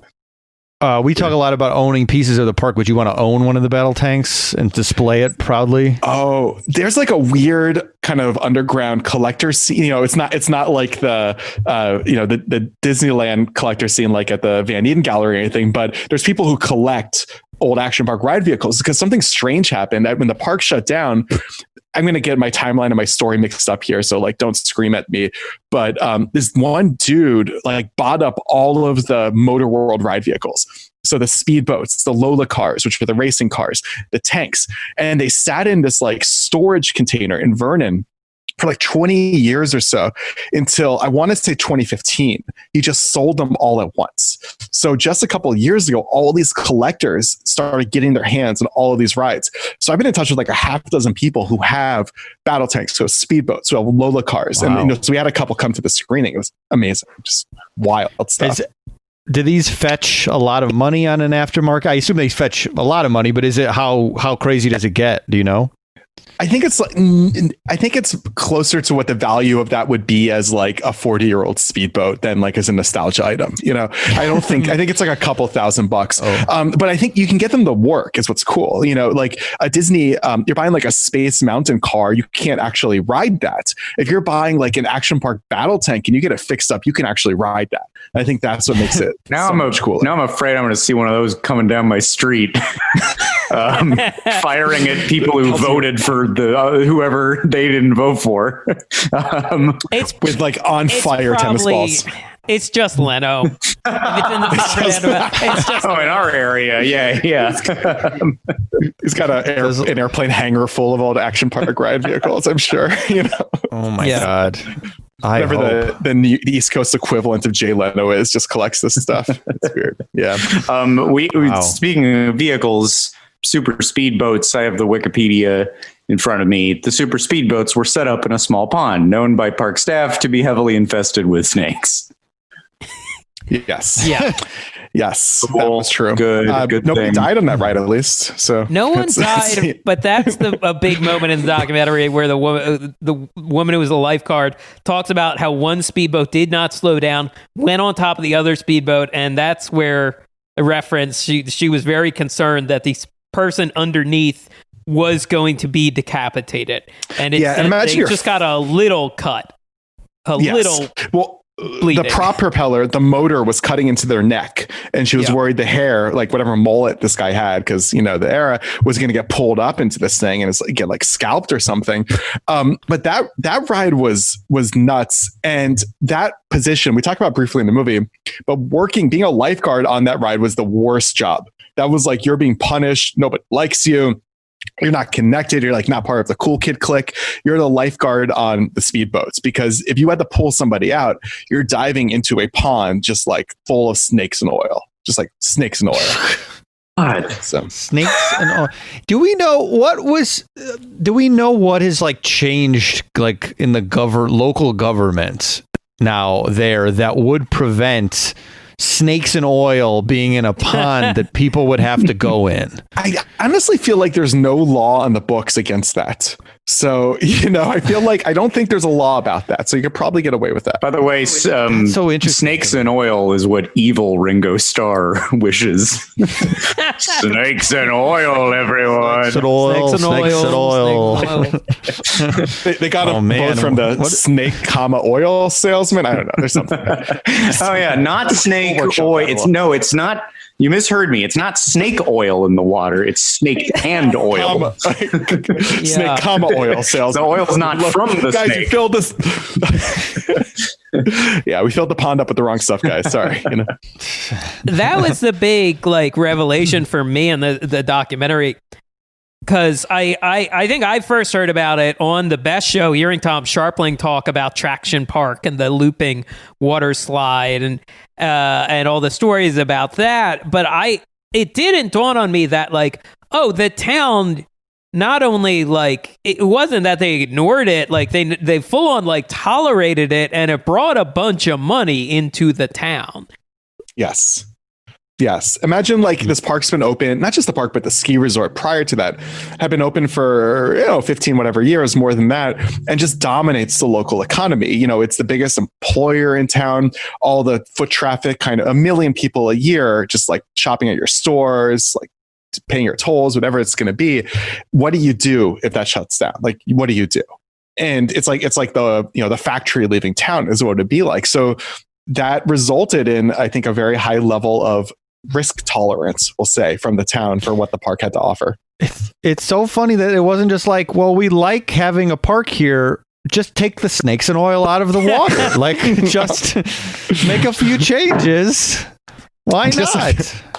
You think, I don't think it's a kind of park where so now it's open under a different name and they got rid of most of the rides, but at its peak, they claimed it was the largest water park in the world. It had more than 75 rides and attractions. That's a lot of stuff. And the vast majority of them were, I think, what Ralph Nader would have called unsafe at any speed. There's no fixing them. There's no way to we'll just pay attention and this will be safe. There's something innately flawed with the design or the concept of it that was going to get people hurt. You couldn't just be like, we're going to pay a little bit more attention now. It was messy. Right. Like more than half the rides were like unfixable. It would be like, well, we can't plus up the ride where we just hand you a bag of rocks and you sink to the bottom of a 30-foot pool. We're plussing up this ride by not killing you. Like it was a wild place. After the park was shut down in 96 and then purchased in 98 by Intrawest, which owns like Whistler Mountain. They mostly bought it for the ski resort. They kept the Alpine Slide open for 1 year, and they forced you to wear a helmet and sign a waiver. And I think that only lasted 1 year in that form. I think they realized like either, this is too much, or that defeats the whole spirit of the Alpine Slide. Maybe, I don't know. It's also so crazy that, so the first death occurs in 1980, 1981. The first of 6 all told, and then it's not closed till 96, and that has nothing to do with it. They just ran out of money. Nothing. God. Yeah. And if you ask like, and I think the death count, which is, single digits, I don't really think does justice to how incredibly dangerous the park was. I think it's the injuries, and like there should have been many, many more deaths. There just should have been. On any given day, the Alpine Slide alone would injure hundreds of people a day. One ride, one day, triple digit injuries every single day in and day out. And I think that to me is a lot more astonishing than the number of deaths. I think it's crazy with the horrible things in our world with COVID-19 and with and mass shootings and stuff, that people find comfort in, oh, well, there was only this many deaths. Don't worry. The rest were injuries or they didn't die. You're like, well, that's still horrible. Like people are scarred physically, mentally from like you kind of like gloss over injuries in general, I think. Yeah, we don't want to minimize that. And, I think that was like sort of the purpose of our movie was, Action Park has become this like urban legend and to some degree a joke because it's so surreal and absurd that it exists. That like the only response your body can make after reading about Action Park is to laugh because it kind of short circuits your brain a little, like the mere existence of it. And one of the big purposes, the goals of our movie was to kind of go beyond that a little and figure out like what was the actual cost here? What was the toll? What stories are being kind of like swept under the rug in service of this myth, in service of this legend. And as you saw in the movie, we spoke to the family of a kid who was killed there, who kind of walked us through the beat by beat of like what happened to them after their son died, like what went wrong and then how the park responded to it. That's kind of horrifying. Like it's very scary. Yeah. Yeah, not to put a damper on the funnies. Well, what's weird is what you have to do, and so was that tough in the documentary to like make that turn and have that balance? I mean, it became the whole purpose of the movie was this really sudden turn that we wanted to do. And it caught, I think, a lot of people by surprise. And it's something I think you don't really see that much in movies, I'll say. But it was kind of whiplashy by design as sort of a response to the legend and myth that Action Park has, but also because, like, not to like over explain my own movie, but I mean, say you are at Action Park and you're having like the best time of your life. And Action Park was a place capable of giving you immense thrills, immense joy, immense happiness, immense memories, immense all these good things. The distance between that experience and getting seriously injured or even dying is like 1 second. Like there is no foreshadowing. There's no telegraphing it. It just like happens suddenly. And that was sort of the idea there was like, this is the most fun you've had until the minute it's not, is what Action Park was. Right. Yeah. Right. Yeah. There was no, if you were there, the people that were there were probably, not like us and not like nervous the whole time. They were like having fun and then something goes horribly, horribly wrong. Or incredibly desensitized to it. Unless you're actually seeing somebody get killed, you're very likely going to see people get injured while you're at the park. It just happened constantly. Like when you take the Alpine Slide ski lift up, the chances are really good you'd see somebody wipe out as you're going up. Just like see somebody wipe out.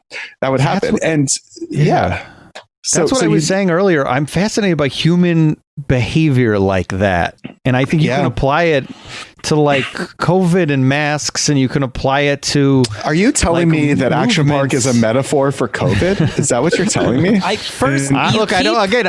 don't make conclusions. The listeners of our podcast do that. I don't tell them what to think. Are you telling me that? Tell me what a metaphor is. Yes. I just keep hearing this word. This literary device. It's very fancy. Yeah. It's like a simile. It's very similar to a simile. Are you telling me that a place where the forces of fun and freedom in air quotes are up against common sense and safety is a metaphor for anything we're all experiencing today? Is that what you're telling me? I might be walking down the road, but I wouldn't tell you anything. I'm walking down that road for sure. But it is interesting because I think we all in general in our lives have to do a lot of this ignoring stuff. You can't have normal. All this stuff in your head.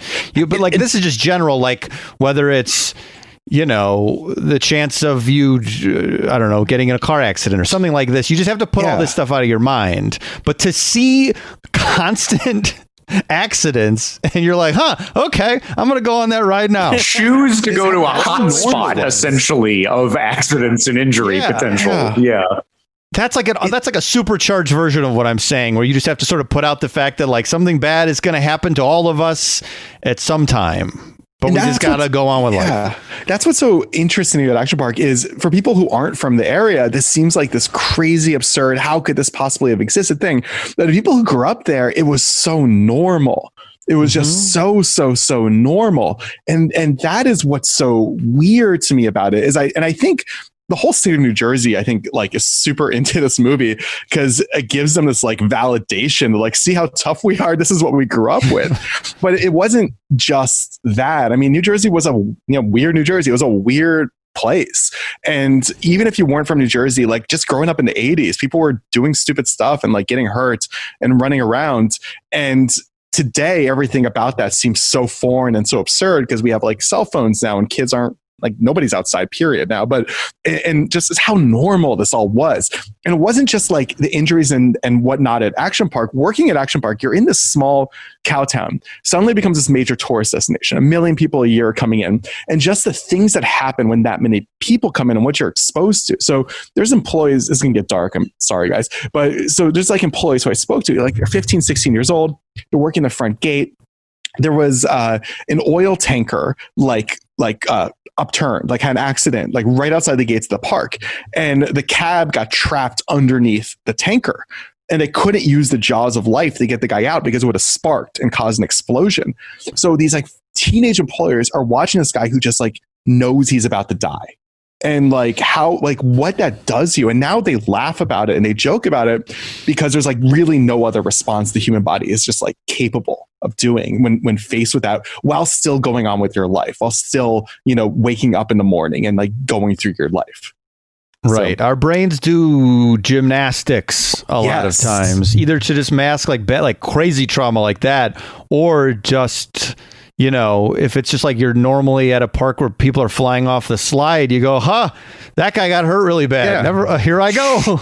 And I think it's like, really, I think it's important because when we like joke about Action Park, Gairdner put this really well in the movie, but nobody's joking about it who went there because they think this was good. They're joking about it because that's the only response the human brain is like capable of doing when something short circuits it like that. Like what is like laughter from like an evolutionary perspective? It's, I just missed like narrowly escaping a saber-tooth tiger. You laugh about it. That's like what it is.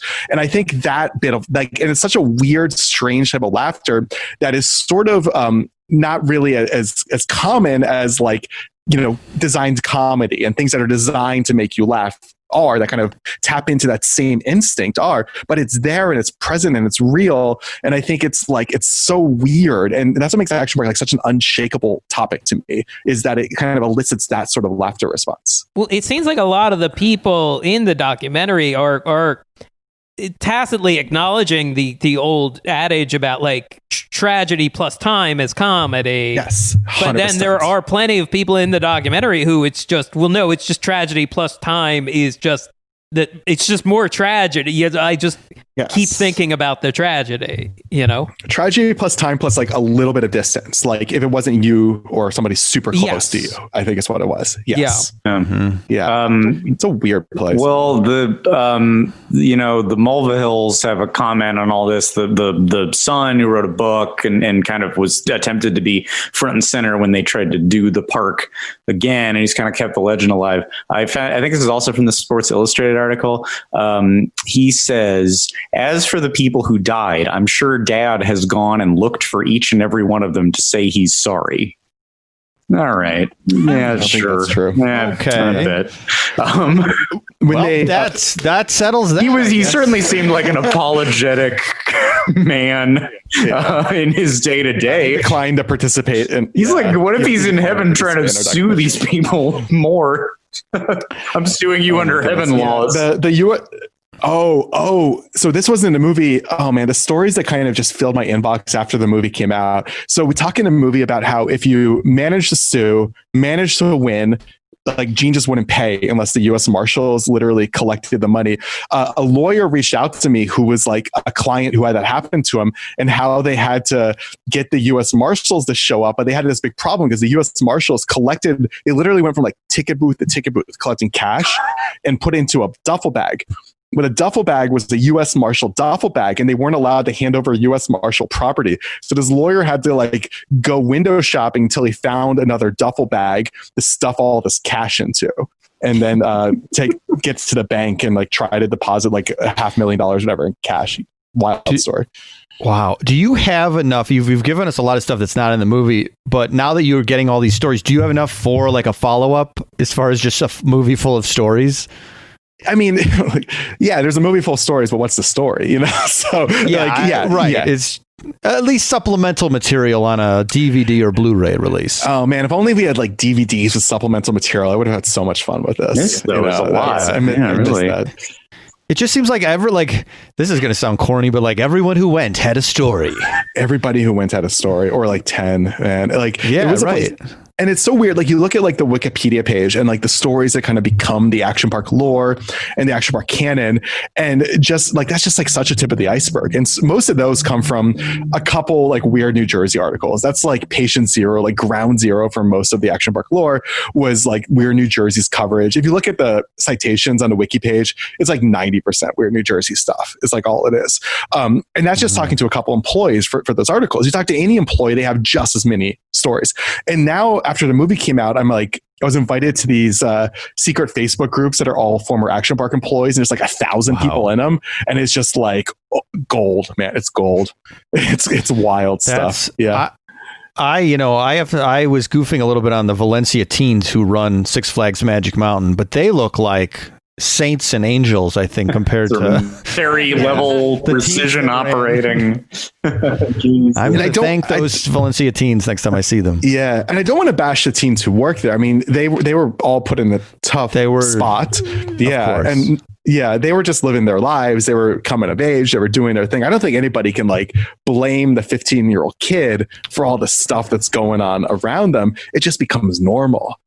They partied, man. Those kids partied, by the way. Like they would regularly just like show up to work 3 days in a row with the same shirt on, either sleeping at the park after a party, sleeping in some random condo because like all the condos that surrounded the park, different people had like access to them. So they'd use them as like crash pads, or just, partying all night and then like go to work the next day at like age 16. Sleeping at the top of the Cannonball Loop. Just spending the minute just hotboxing the entire loop. Hotboxing the loop. Just go in the bottom of it and just fill it up with smoke. And they already had to worry about the normal problems Jersey teens have to worry about. Cruising down Highway 9, working on their cars, learning that they blew up the Chicken Man in Philly last night. Tan. That's Nebraska, not Jersey, I think. Wait, no, but that was way too much. But also the tan and the hair. I don't know. It was a strange place, and it's really amazing speaking to the people who live there, who live this, who like grew up working there, and how fond they all are of this place. And you kind of some degree, I think it's like a little bit of Stockholm syndrome, but to some degree, it's, I think we all kind of take whatever we went through and we internalize it and we make hay of it. You know, this was our childhood. It's a weird place. Yeah. Do we know, did Springsteen or even Southside Johnny go to Action Park? Okay. I am sure that like everybody did, like from this area, it was what you did. It was what you did. Like Fallon mentioned on his show the other day, like, I know that, I know Kimmel went there. Everybody who grew up, like Springsteen had to have gone there, right? Like there's no way he did it. Older. He's another little older, so maybe not. But he was still like he's probably very popular by the time this opened. At least one member of the East Street Band went there, I would bet. Oh, at least one member. Who do of the we East Street think Band. it was? Was it Stevie? Was it little? I don't think it was little Steven. I don't think. Was it Weinberg? It doesn't seem like Max Weinberg's seen either. Max is probably the most likely. Yeah. Lil Steven probably broadcasted Little Steven's Garage from the renamed, cleaned up version. All right, I'm gonna do some research and figure this out. He's got a built-in difficulty though, which is you don't want to get a bandana caught in one of these slides. I was thinking about that. Like once your bandana, it's why you won't wear a mask on rides out, because like it gets wet. That cramps your style. Like how do you go down on a looping water slide in a bandana? And little Steven is just full of scarves as well. So he has the bandana and the scarves. They're fused to him now, so he can't exactly take them off. Maybe that's where they come from, is the scars. It's very possible. Yeah. So he's got to stay out of the slides, and he's got to stay out of that. If he gets yanked into a turbine, then he's like, then he stays down there with the snakes and oil. Yeah. You guys throw me a ride name. I'll give you a story that nobody's heard. We missed what's the one that's spelled weird? The Aqua Scoot. I think that's one that hasn't been name checked yet. Okay, there's nothing too crazy about that. It was kind of a messy ride. That was okay. Actually, I'll tell you something about that. The Aqua Scoot was like warehouse rollers on an angle, and you take this cart, you try to skip across a pond like a stone. That was actually created by the same guy who made the Man and the Ball and the Ball. The same dude made that one. That ride actually made it the prime time though. A lot of people got like their toes like caught in it and stuff. Nothing. That's like the most tame ride. Come on, give me another one. Only your toe. Oh man. Wait, what have we not name checked? And we've talked about a lot of them. What go-kart? I have Kamikaze in front of me. That's tame though. Kamikaze people would fly off the Kamikaze all the time, because that was a ride that was built like into the natural slope of the mountain, and the rails on the side of it were like 3 inches. So people would just hit these like lips and they'd fly off. And the ride we talked about in the movie, that was like a prototype one based off of zero gravity planes, where you go over like parabolic hills and get some airtime, was sort of like the amped up version of the Kamikaze. I think once they realized people were getting air and flying off the Kamikaze, they're like, well, let's just like milk that for what it's worth. Let's like make that a ride where the goal is to get airtime. Surf Hill. Yeah, Surf Hill's the one that they a kid broke his neck after they started building up the jump and just like going, the observation stands, all that stuff. Mm-hmm. The Whiplash Falls. I don't even know what that one is. I'm just making them up now. I'm just trying. They had a lot of rides that like don't get much attention. Like if you look at old park maps, you're like, what was that? Like they had one called the Human Maze. Like, what's the Human Maze? Nobody talks about the Human Maze at Action Park. Well, that's just what I used to call having a 9-to-5, the Human Maze. You're just getting lost. This is my life, man. The Human Maze. We're all just trying to navigate the human maze and trying to have some fun while we do it. And I think I enjoyed myself talking about this old place. And I thank you so much for being here, Seth Porges. You survived podcast The Ride. Not as harrowing as a day at Action Park, not in the least. Unless that microphone you have is near some water, near some snake oil that could electrocute you. Yes. That's a little too dark, because somebody actually did die from electrocution at Action Park. Well, yes. Look, we've been hovering around darkness. I'm like the world's worst like improv guy who like yes, and somebody died. Like just air out of the room. I guess you could say when it comes to Vernon, there's certainly darkness on the edge of town. Yes. It's like, hey, everybody, how's everybody? Who anybody get hurt today? Jesus Christ. I'm that guy. So never invite me to your improv troupe, guys. Well, improv is no longer an art form, so that's not happening anymore. So no worries. It's defunct as action Not form. exists for everyone to continue to live. So. Yes. Someone should make a documentary about improv. That'd be fun, right? Oh, that'd be great. That'd be probably one of the great documentaries. Anyway, your documentary, I'll do your plugging for you a little bit. Your documentary is on HBO Max, and it's a lot of fun. But is there anything else you would like to plug, or anything else related to the film? No, guys, it's on HBO Max. Social for me is just like at Seth Porges with a P. That's simple. Wonderful. And as for us, we are at Podcast The Ride on the socials. We have merch available on TeePublic, and and if you want 3 bonus episodes every month, subscribe to Podcast The Ride, The Second Gate, at patreon.com/Podcast The Ride. I mean, as far as parting words, I can't think of anything better than snakes and oil, everyone. Snakes, comma, oil. Snake, I'm comma, Evil oil. Ringo. Snakes, comma, separate, and oil. That's new got IP you everything. created for us. Evil Ringo. If anyone has art of Evil Ringo, feel free to. I will be signing autographs. Sparks got everything. Snakes, comma, oil. Everything. Everything. Opposite peace sign. He doesn't do peace sign. He does like this. He turns them upside down. Inverted. Inverted peace sign. He wears rings on his toes. And A big don't do that on the aqua scoot. Don't wear toes on the aqua scoot. Seth Porges being here. Everyone else, thanks for listening. Bye-bye. Snakes and oil. Bye. Forever Dog. This has been a Forever Dog production. Executive produced by Mike Carlson, Jason Sheridan, Scott Gairdner, Brett Boehm, Joe Cilio, and Alex Ramsey. For more original podcasts, please visit foreverdogpodcasts.com and subscribe to our shows on Apple Podcasts, Spotify, or wherever you get your podcasts. Keep up with the latest Forever Dog news by following us on Twitter and Instagram @ForeverDogTeam and liking our page on Facebook.